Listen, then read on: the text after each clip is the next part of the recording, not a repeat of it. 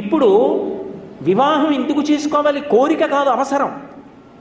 ఇది గుర్తించాలి. సనాతన ధర్మంలో ఆశ్రమం మారాడు, గృహస్థాశ్రమంలోకి వెళ్ళాడు, అప్పుడు అది అవసరం. కోరిక అనృదాన్ని అవసరము. ధర్మంతో ముడి వెయ్యాలి కామాన్ని. ఇప్పుడు సంతానం కలిగింది, ఆ పిల్లలు 10 కాలాలు బాగుండాలి, ఆయుష్మంతులై ఉండాలి, వాళ్ళ ఆరోగ్యం దెబ్బతినకూడదు, వాళ్ళు బాగుండాలని తండ్రి కోరుకోవాలి. అలా కోరుకోవడం అవసరం. నా కూతురికి ఒక ఇబ్బంది వచ్చిందనుకోండి చిన్నతనంలో, ఆ కూతురికి వచ్చిన ఇబ్బంది నుంచి అది బయటపడాలని నేను కోరుకోవాలి. అలా కోరుకోవడం అవసరం. అప్పుడు అది కామంగా, అది కోరిక కాదు.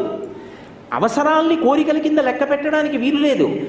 అవసరం కాకపోయినా కూడా కోరుకున్నారనుకోండి, అప్పుడు దాన్ని కోరిక అంటారు. అప్పుడు అది ఇవ్వాలా ఇవ్వద్దా? ఈశ్వరుడి యొక్క అనుగ్రహం.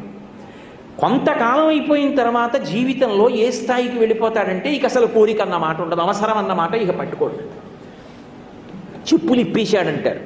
కొడుక్కి పెళ్లి చేశాడు, కోడలు వచ్చేసింది.